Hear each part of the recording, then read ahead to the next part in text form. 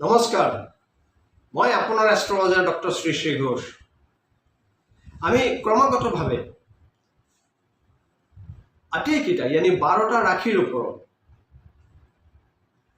আগন্তুক 6 মাহ দিন यानी 184 দিন কি প্ৰভাৱ পেলাব গ্ৰহই সেই বিশ্লেষণ কৰি আহিছোঁ।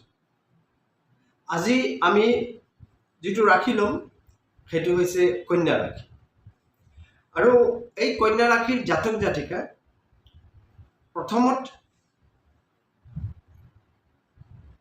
পজিটিভনেছ যিটো নিজৰ গাত বা মনত যিটো পজিটিভনেছ থাকে সেই পজিটিভনেছটো কণ্টিনিউয়াছলি নেদেখায়, লাহে লাহে কেতিয়াবা দেখায়, কেতিয়াবা নেদেখায়, কেতিয়াবা দেখায়, কেতিয়াবা নেদেখায়।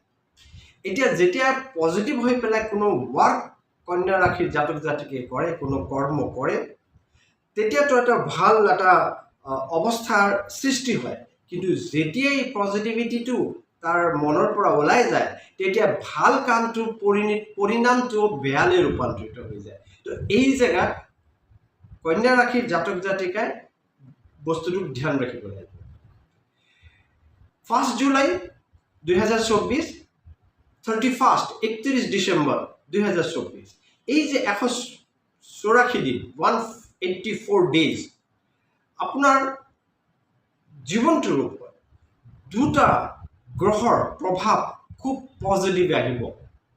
আৰু এই পজিটিভ প্ৰভাৱটো আপোনাৰ লাইফত, আপোনাৰ জীৱনত হয়তো বৰ ডাঙৰ এটা ৰেখাপাত কৰি যাব পাৰে। তাৰ কাৰণে এই 184 দিন আপুনি খুব সহজ, শান্ত, বুদ্ধিমত্তা দি মাইণ্ডটো কনফাৰ্ম ৰাখিব। যি কামটো কৰিব তাৰ ওপৰত বিচক্ষণতাহে আপোনাৰ মূল পৰিণাম ওলাব জীৱনত। খং অধিক মাত্ৰাত আপোনাক বিচলিত কৰিব পাৰে। খংটোক পৰিহাৰ यानी বৰ্জন কৰা আপোনাৰ কাৰণে খুব প্ৰয়োজন। যেতিয়া আপোনাৰ অলপ খং অনুভৱ হ'ব, লগে লগে এগিলাচ পানী খাব, নিজৰ খংটোক কণ্ট্ৰল, ডিপ ব্ৰিডিং, উশাহ ল'ব দীঘলকৈ। নহ'লে খঙত আপুনি কি কৈ যাব, কি কৈ গৈছে তাত আপোনাৰ ভাল কামটো বেয়াৰ পৰিণতি হৈ যাব পাৰে। এইকাৰণে এইটো ধ্যান দিওঁ।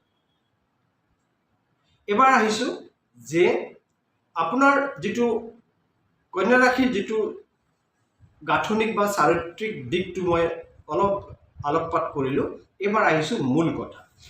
শুক্ৰদেৱ আৰু বৃহস্পতি দিন, মানে শুক্ৰ গ্ৰহ আৰু বৃহস্পতি গ্ৰহ আপোনাক এই 6 মাহ দিন খুব পজিটিভ দিব। বৃহস্পতি কি কৰে? জ্ঞান, বুদ্ধি, কৰ্ম, প্ৰেম, বিবাহ, সন্তান, জীৱনশৈলী, ধন সম্পদা, কৰ্মস্থানত ভাল গ্ৰিপ, এইকেইটাক ৰিপ্ৰেজেণ্ট কৰে। শুক্ৰদেৱে কি কৰে? আপোনাক লাইফষ্টাইলটো খুব ধুনীয়া কৰাৰ চেষ্টা কৰিব, আপোনাক এটা লাক্সাৰিয়াছ লাইফষ্টাইল দিব, আপোনাক অলপ ষ্টাইল মেইনটেইন কৰাব, আপোনাৰ খৰচও অধিক কৰাব, আপোনাক পজিটিভনেছটো বঢ়াব। কিন্তু সেই পজিটিভটো যদি আপোনাৰ অলপ বেছি হৈ যায় তেনেহ'লে আপোনাৰ সেই পজিটিভটো আকৌ নেগেটিভলৈ ৰূপান্তৰিত হ'ব। প্ৰেমতো ই প্ৰচণ্ডভাৱে আপোনাক উৎসাহ যোগাব, বৈবাহিক জীৱনটো আপোনাৰ খুব ধুনীয়া কৰিব। এইকেইটা শুক্ৰ গ্ৰহৰ প্ৰভাৱ। শুক্ৰ যাৰ ওপৰত মেহেৰবান বুলি কোৱা হয়, যাৰ ওপৰত শুভ দৃষ্টি দিয়ে, তাৰ লাইফষ্টাইলটো খুব ধুনীয়া হয়। কি তাৰ প্ৰেমৰ ক্ষেত্ৰত হওক, কি তাৰ বৈবাহিক জীৱনটো হওক। এইবাৰ আহিছোঁ যে কন্যা ৰাশিৰ জাতক জাতিকাৰ এই 184 দিনটো কিদৰে যাব, কেনেকৈ যাব, কি প্ৰভাৱ পাব। তাৰ আগতে এটা কথা আপোনাক জনাই দিছোঁ, যদি কেনেবাকৈ আপুনি আমাৰ এই চেনেলত নতুন আহিছে, নতুনভাৱে দেখি আছে, তেনেহ'লে নিশ্চয় ছাবস্ক্ৰাইব কৰিবলৈ নাপাহৰিব। লগতে বেল আইকনটো বজাই দিব আৰু শ্বেয়াৰ নিশ্চয় কৰিব, কাৰণ আপোনাৰ এটা শ্বেয়াৰত হয়তো বহুতৰ কিবা পজিটিভ প্ৰভাৱ পাব পাৰে। তাৰ বিনিময়ে আপোনাকো ওপৰলৈ আনি ভগৱান নিশ্চয় কিবা না কিবা পজিটিভ দিব। আৰু যেতিয়াই আপুনি লাইক কৰিব তেতিয়া আমিও গম পাম যে আমাৰ কিমান মানুহে চাইছে, তো আমাৰ উৎসাহটো বাঢ়ি যায় আকৌ নতুন নতুন ভিডিঅ' কৰিবৰ কাৰণে। এইবাৰ আহিছোঁ মুখ্য কথা।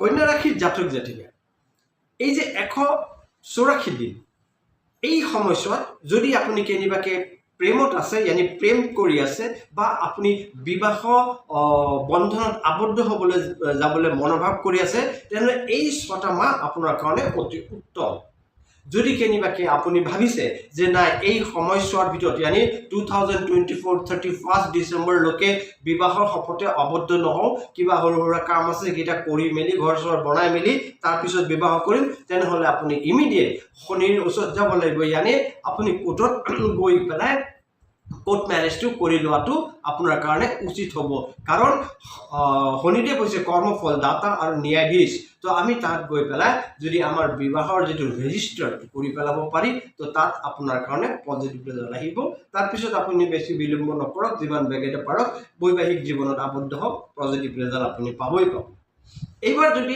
আপুনি ডিভোৰ্সি হয় তেনেহলে এই সময়ছোৱাও আপোনাৰ কাৰণে খুব পজিটিভ দেখা গৈছে এইবাৰ দেখি আমি যেটো অৱস্থাত যাম হেতু হৈছে যদি আপুনি কোটো কৰ্ম কৰি আছে সো কৰ্ম এটা হয় গভৰ্নমেন্ট জব আৰু এটা হয় নৰমাল যেটো বাহিৰত আমি পাব্লিক জব আমি কৰো যদি আপুনি সৰকাৰি জব কৰি আছে যদি গভৰ্নমেন্ট জব কৰি আছে তাত কিন্তু শনিয়ে আপোনাক পজিটিভ প্ৰভাৱ দিয়ে শনিয়ে সেই জায়গাটো চাই সৰকাৰি কৰ্মচাৰী তো আপোনাৰ এই জায়গাত শুক্ৰ আপোনাক পজিটিভ প্ৰভাৱ দিব আৰু আয় यानी আপোনাৰ ইনকাম লেভেল ইয়াত বাঢ়ি যোৱাৰ সম্ভাৱনা পৰিলক্ষিত হৈছে আপোনাৰ পদোন্নতি আপোনাৰ স্যালাৰি ইনক্ৰিজ হোৱাৰ সম্ভাৱনা আছে আপোনাৰ পজিটিভ প্ৰভাৱ আছে বা আপোনাৰ কৰ্ম ধৰক আপুনি যত কাম কৰি আছে তাৰ পৰা সুইচ কৰি বেলেগ কোনো ভাল কামত আপুনি যোগদান কৰিব পাৰে তাত আপোনাৰ স্যালাৰি লেভেল यानी ইনকাম লেভেলটো বাঢ়ি যোৱাৰ সম্ভাৱনা আছে কলিগছৰ হতে খুব ভাল ব্যৱহাৰ কৰিব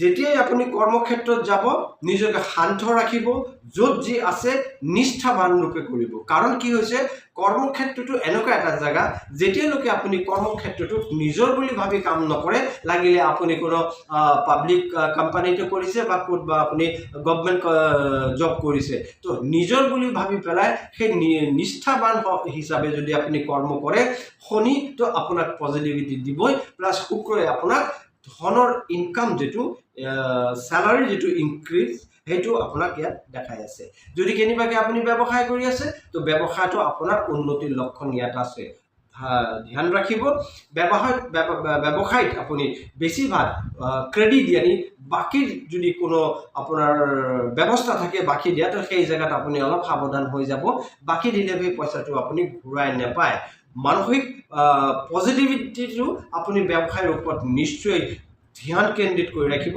নহলে ডিস্টাৰ্ব হ'ব যদি আপুনি কেনিবাকে জব কৰি আছে সৰুহুৰা জব কৰি আছে জবৰ হেকক আহি পেলাই কোনবা কাৰবাৰ লৰা ছোৱালীৰ লগত আড্ডা মাৰি আছে তো সেই সময়টো নষ্ট নকৰি পেলাই আপুনি সেই যে বাছি থকা সময়টো নিশ্চয় পাৰ্ট টাইম কিবা এটা কৰক ইনকাম সোৰ্স কৰাৰ আপোনাৰ ইয়াত জায়গাও দেখা পাইছো তো এই কাৰণে এই জায়গাত ধ্যান দিব যে সময় আপুনি নষ্ট কৰিব নালাগে সময় যেতিয়া নষ্ট কৰিব তো সময়ৰ বিপৰীতে আপোনাৰ কিন্তু আৰ্থিক হানিৰ অৱস্থা ইয়াত দেখা গৈছে পিতৃ মাতৃ স্থানটো যদি আমি দেখো তেনেহলে অলপ খেলিমেলি হোৱাৰ সম্ভাৱনা আছে यानी মা বা দেউতা বা পেৰেন্টছৰ গাৰ অসুস্থতা বা এনেকুৱা প্ৰবলেম হোৱাৰ সম্ভাৱনা ইয়াত দেখা গৈছে কেনিবাকে যদি আপুনি দূৰ যাত্ৰা কৰে যদি আপুনি বাহিৰে यानी আপোনাৰ ষ্টেটৰ পৰা আপোনাৰ ৰাজ্যৰ পৰা বহিৰ ৰাজ্যলৈ যদি ভ্ৰমণৰ কিবা প্ল্যানিং কৰি আছে তেনেহলে 2 মাহ পৰা 3 মাহ দিন আপুনি ৰৈ যাব লাগে তাৰ পিছত যিকোনো